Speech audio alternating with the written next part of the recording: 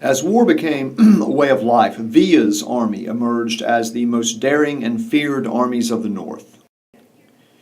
Villa claimed he was forced into becoming a bandit because of a tragic boyhood. He grew up in the Durango state and was the son of a sharecropper. He became an outlaw after shooting and killing a landowner who he claimed raped his sister. Forced to go on the run, he joined a gang of cattle rustlers. He changed his name from Doroteo Arango, his name is not Villa, to Francisco Villa to honor a recently killed bandit chief. Perhaps you've heard of the tradition of the Dread Pirate Roberts. Same thing. Mexicans distinguish between banditos and ladrones, who were thieves. A bandit is like a Robin Hood. He robs from people only who already have more than they need. During the harsh revolution, Villa often gave away food to impoverished villagers. He always tried to have a journalist present when this happened. He liked to promote his image as a man of the people. Villa's skills as a lifetime bandit equipped him to fight what he considered as a holy war against Huerta. His first major victory was in Ciudad Juarez, the same city he had captured from Madero 3 years earlier. Villa's cavalry charges were famous for their fury. His cavalrymen were known as the Dorados, or the Golden Ones, because of the golden color of their uniforms. Villa always led these charges personally. He was very imposing, over 6 feet tall, 200 pounds. He fell often while walking, but he was very graceful on a horse. And because they had to cover great distances, the armies of the North traveled on trains. Horses rode in the cattle cars, artillery on flat cars, soldiers on box cars, and officers in the caboose. Trains were always overcrowded, and younger soldiers were assigned to sit on the roofs of the box cars. The federal armies also relied on trains. Therefore, Mexico's northern railroad lines became long, narrow battlefields. Hand-pumped cars or old engines were loaded with dynamite and used as torpedoes. Retreating armies tore up tracks. Track-laying engineers and locomotive mechanics, therefore, became as vital as horse soldiers. Now, in the Northwest, Obregon battled federal troops. Obregon was a science buff and inventor and acted far more cautiously and rationally than Villa. Before attacking a town or hacienda, he would survey the terrain and would always capture the high ground near his objective for maximum advantage. He was an avid reader. He knew the techniques of Alexander, Caesar, Napoleon. He deployed his troops with great skill. As war spread over the country, successful armies grew in number, weapons, and strength. Guerrilla units would attach themselves to the best revolutionary armies. Consequently, Obregon's army became one of the most powerful in Mexico. The core of his army remained his Yaquis, who hated Huerta and rich people in general. They fought as if death didn't concern them. But their fierceness and Obregon's brilliant tactics allowed them to become an almost unbeatable army. Now, in theory, both Obregon and Villa were under the command of the self-appointed first chief, Carranza. Many of his orders, however, were ignored by Obregon and Villa. Carranza disliked war and field conditions. He traveled in a private 3-car train with his private chef. And he was in his 50s and was considered an old man, therefore, by his fellow revolutionaries. And he had a frustrating inability to make up his mind in a crisis. Villa called him old goat whiskers. He was really more of a politician than a soldier. In the South, the Zapatistas were more of an insurgency, really, than an army. They rarely fought on well-defined fronts. Instead, raided small towns and haciendas. When they were overwhelmed by federal troops, they would put down their rifles and simply melt into their surroundings. They would act like stupid yokels when asked about the Zapatistas. As long as they held their land, they didn't really care who was in charge in Mexico City. The federal army suffered defeat after defeat. Federal soldiers deserted in droves. As the army dissolved, the government of Mexico City almost ceased to function. Taxes went uncollected. Services came to a halt. Law gave way to anarchy. Huerta brooded in downtown saloons over glasses of cognac. By early 1914, 3/4 of Mexico was in rebel hands, with Huerta controlling only central Mexico. Revolutionaries opened prisons and invited the prisoners to join them. Some did, and some just terrorized the countryside. Mines went unattended. Cattle roamed. Weeds overwhelmed corn patches. Family life splintered as men from 14 to 70 went off to fight. The role of women underwent profound change. In pre-revolutionary Mexico, women were essentially servants. No vote, severe restrictions to owning property. Even upper-class women only went to school long enough to acquire basic reading and writing. But the demands of the revolution allowed women to gain new respect from men. Camp women had historically attached themselves to armies throughout the world, but in Mexico. They foraged for food, they cooked, they slept with the men. But in the Revolution, camp women began to pick up the rifles of fallen soldiers and fight. If they survived, they never returned to their old positions of servitude, becoming instead soldaderas, the feminine form of soldier. Gradually, they assumed positions of leadership even. Eventually, every unit had a woman captain or a major that led men into battle. The inclusion of women reflected really the inclusion of all Mexico in this event. The Mexican philosopher and poet Octavio Paz called the uprising against Huerta a fiesta of bullets. He meant by this that despite the death and destruction, the war at times took on a strange festive atmosphere. Mexicans are very musical, and song followed all the armies. Moving relentlessly southward, Villa's army was the revolution's iron fist. Blocking his advance was the city of Torreon, a vital railroad center which he took after a furious struggle. Much closer to Mexico City was the ancient silver mining town of Zacatecas, which Villa took with a deadly uphill charge that he personally led. Because of this kind of leadership, Villa became a folk hero in the U.S. He was seen as a dashing peasant leader on a noble cause. John Reed, the American journalist, rode with Villa for 4 months and popularized his personal courage. After capturing Zacatecas, Villa's army swelled to 22,000, a large force now poised to strike Mexico City. But Carranza considered Mexico City his prize. He did not want Villa to steal his thunder and enter the city first. So Carranza's army controlled the railroad linking Zacatecas with vital coal deposits. Carranza halted coal deliveries and stopped Villa's advance. Villa swore revenge for this act, which was the first major split among the generals of the North. In July 1914, Huerta packed up millions of stolen pesos and quietly slipped away on a boat to Cuba. He died in 1916 in Texas of cirrhosis of the liver. The people of Mexico City waited with anxiety to see who would occupy the capital. The Villistas, the Obregonistas, whoever it was, they were afraid of them. In mid-August 1914, it was Obregon who finally marched to Mexico City in the wake of Huerta. People were terrified because they thought his men were wanton murderers, but he declared martial law and announced he would shoot all looters. He actually brought order where the city had experienced lawlessness in the last days of Huerta. Carranza arrived in Mexico City shortly afterward. The first chief now claimed political leadership of the nation. To legitimize his rule, Carranza called for a convention in the city of Aguascalientes. All revolutionary leaders were invited. Carranza thought he could dictate the terms of the convention and establish the new government of Mexico, sort of like George Washington did in Philadelphia. The delegates loyal to Villa and Zapata, however, took charge and demanded radical land redistribution per the plan of Ayala. Carranza ordered his delegates to leave, and sensing a coming war between the generals, Carranza and Obregon retreated to Veracruz, once again leaving the city open and unguarded. Villistas and Zapatistas advanced from their separate directions on the city. Once more the residents were afraid, but especially the Zapatistas. And they came walking in first, and frankly they were impossible to distinguish as soldiers. They wore their cotton white peasant clothes, and they were actually very quiet and modest. People were relieved. Villistas arrived in early December 1914 in riding boxcars. They were peaceful at first, then some looted liquor stores, got drunk, and shot wild in the air. Residents prayed future celebrations would not get out of hand. Zapata and Villa met at this time in Mexico City. They seemed uncomfortable with each other despite similar goals. Zapata left shortly after, leaving the city to the Villistas. And after an initial period of civilized behavior, they became a pack of fiends. They looted and stole. Because of Villa's contempt for the church became a special target. Religious items of value were looted. Rape was common, even on open streets. Men who sometimes tried to rescue women being raped were shot.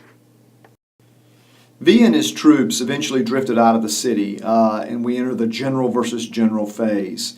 Villa versus Obregon, Carranza versus Zapata, even Obregon versus Carranza. Lesser generals, of course, did likewise. Combat was very ferocious. The nation broke into territories controlled by the generals. They even issued their own currencies. Villa's army traveled with a printing press, which printed money with his picture on it. There were 25 different kinds of money at one point, all worthless outside of Mexico. Only the Zapatistas issued money of value. They made it from silver with a hand press. The military strongman became a new ruling class. It made life miserable for campesinos, as hacendados had. They stripped the land bare of crops and livestock. As they traveled, men and women were forced to join the marauding armies just to get something to eat. 1915 became known as the Year of Hunger. Farm production was down, railroads controlled by generals, people starved. Respected women turned to prostitution just to get a few tortillas. Bodies from starvation were picked up by wagons and taken to mass graves outside of cities. This is one of the few functioning government services. Four men stood out: Villa, Carranza, Obregon, and Zapata. Zapata really didn't want the presidency. Politics eluded Villa. Obregon was willing to wait. This left Carranza at the top. And Obregon agreed to destroy Villa for Carranza because that was a necessary impediment to put Carranza in power.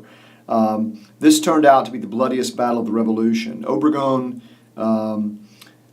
was outnumbered considerably by Villa, but he knew Villa was moody and could be coaxed into battle on Obregon's terms. Obregon was fully aware of what was happening in Europe and developed an appreciation for machine guns. Next to the town of Celaya, Obregon ordered trenches dug. He installed machine guns and barbed wire. Villa seemed eager to attack. This Battle of Celaya began on April 6 of 1915, and the bottom line is it was disastrous for Villa and pretty much destroyed him as a serious military threat. Oh, and Obregon lost his arm. Carranza was delighted with Villa's destruction, but still faced Zapata.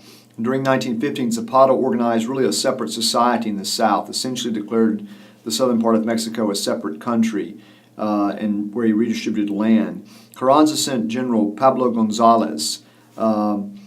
He was a miserable general, but he was very treacherous and pretty good at a scorched earth policy. He hanged hundreds of Zapatista sympathizers. He retook some cities, but he never really controlled the countryside. Zapata was revered as a saint. Now, the war between the generals worried Woodrow Wilson. U.S. owned $1 billion of property. The continued warfare meant this value was eroding. Businessmen wanted the U.S. Army to stop the war. Wilson tried to end the war by showing support for the man who seemed likeliest to win, Carranza. In October of 1915, Villa said the U.S. recognized Carranza as president and forbade arms be sold to any others. This infuriated Villa, who took revenge by, believe it or not, invading the United States. In March of 1916, he took 485 men to Columbus, New Mexico. He wanted to punish the U.S. and embarrass Carranza. 16 Americans were killed on U.S. soil. In response to Villa's incursion, Woodrow Wilson sent 6,000 troops to get Villa, dead or alive. General John Pershing commanded this. Carranza felt compelled to denounce this quote-unquote invasion, but could do nothing. And Pershing had no success ultimately in finding Villa, and he was hidden in these mountain lairs, and joked that his U.S. efforts to capture him were fruitless. So many pesos for so little a head, he said. This somewhat restored Villa's image for Mexicans. Pershing eventually had to withdraw after about 10 months because he would be needed in Europe soon. This was about the time, by the way, of the Zimmerman telegram. So by early 1917, the fury of the fighting ebbed like a car running out of gas. Mexicans were simply exhausted. An uneasy political peace settled over northern Mexico. Carranza seemed to have emerged victorious in the war between the generals. Villa was demoted back to banditry. Zapata remained a force, but was unlikely to march on Mexico City. Some 500 lesser generals still commanded armies. Carranza began pacifying these forces in a time-honored way. He paid them off. He offered ranches, lucrative state and federal government jobs. The reform ideals of the revolution, land and justice, were largely ignored by Carranza, but he was determined to give Mexico a constitution that would serve as a framework for a more enlightened government. And he called for a convention in the city of Querétaro. This was December of 1916. Villa and Zapata and their supporters were not invited. He hoped to dictate the terms of this convention. He favored a rewritten version of the 1857 Constitution, separation of church and state, no re-election of presidents, and he instructed delegates to steer clear of land redistribution issues. He and most of his friends were property owners. They represented really the middle class. As with Aguascalientes, control of the convention, however, did slip away from Carranza. The Constitution writers who met in Querétaro in December of 1916 were middle-class men. They were teachers, lawyers, shopkeepers. They were not radicals, but they had concern for the poor. They felt it was unreasonable to offer Mexico a rewritten version of a 60-year-old Constitution after so much bloodletting, and so they wrote an amazing document that governs Mexico to this day. It was written in 6 weeks and approved February 5th, 1917. In many ways, it was progressive beyond the reformers' dreams. Most Mexican progressives wanted strict separation of church and state. The language was very strict on this issue. All education had to be public, all marriage civil. Churches could not own land beyond what the church stood on. Article 123 recognized the right to form unions. This was very radical. Also limited the workday to 8 hours, prohibited child labor, and established a minimum wage. No other nation in 1917 had such workers' rights in their constitution. Hottest question was land redistribution. And this, the Constitution had Article 27, which gave the right to the government to redistribute land as it saw fit. This meant that a government like Carranza's could drag its feet on land reform. Article 27 also stated that the wealth of the subsoil, the minerals and oil, may be used only by Mexicans or foreigners willing to obey all Mexican laws. Virtually unopposed, Carranza was elected president under the new Constitution in March of 1917. The Zapatistas refused to recognize him, however, and this infuriated Carranza. He ordered Gonzalez to crush the Zapatistas once and for all. And he couldn't beat Zapata in battle, so Gonzalez resorted to a trick. He ordered Colonel Jesus Guajardo to approach Zapata as a turncoat and offered to bring his troops and weapons over. This was not unusual, actually. Gonzalez even fought a sham battle against Guajardo, which he allowed Guajardo to win. People were even killed. Zapata desperately needed replacement soldiers and modern weapons, so he took the bait. He went to meet Guajardo at an abandoned hacienda, but he was, of course, ambushed and killed. Zapata was killed on April 10, 1919. His bullet-ridden body was taken by mule to the center of the city of Cuautla. He was tied to a post for days. Thousands came to see him in disbelief. Carranza was delighted. He promoted Guajardo to general, gave him 50,000 pesos. Now, in early 1920, Carranza's term was due to expire. He could not reasonably ask another term since no re-election was one of his strongest principles. So, before the elections, he threw his support behind an unknown guy named Ignacio Bonillas, who was the ambassador to Washington. Clearly, he meant to use him as his puppet. Carranza underestimated the popularity of Obregon. Obregon said no to this, and generals aligned with him in Sonora, they declared rebellion, started marching south. More and more joined them as they marched. Fearing for his life, Carranza predictably went to Veracruz and tried to form a government.